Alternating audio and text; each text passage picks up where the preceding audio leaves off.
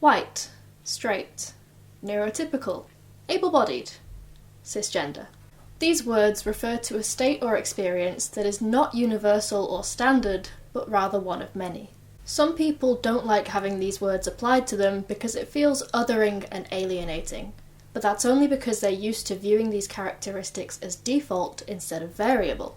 It reminds me of that Franklin Leonard quote, which is, "When you're accustomed to privilege, equality feels like oppression." It's that fundamental misunderstanding of thinking that acknowledging the struggles of other people is dismissing or diminishing your own. That advocating for black people means you don't care about white people. That calling white people means you're demonizing them for being white.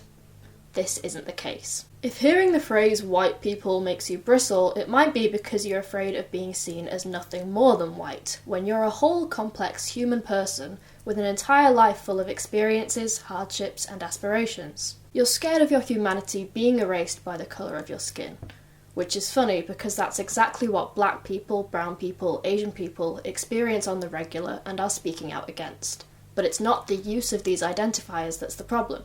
It's okay to refer to a group of people as something that they are. You wouldn't argue with the use of phrases like tall people, left-handed people, people with blue eyes, or English-speaking people because they segregate us, or because it's regressive to describe people according to which groups they belong to, because acknowledging that these differences exist is sometimes necessary. And having words to describe them is useful when we talk about how these different traits can affect how we navigate the world. So when we say white people, it's not immature, it's not regressive, it's not racist, it's functional.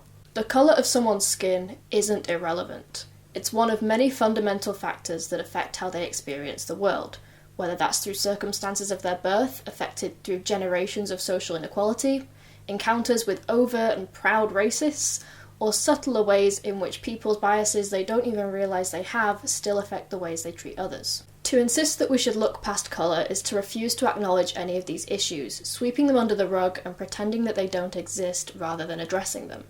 That's not progress. Progress is celebrating difference and rectifying inequality, not ignoring it. Listening to people who tell us, my life is shaped and impacted in significant ways because I'm part of this group. Having words for our characteristics and the weight and influence they have on our lives, including white.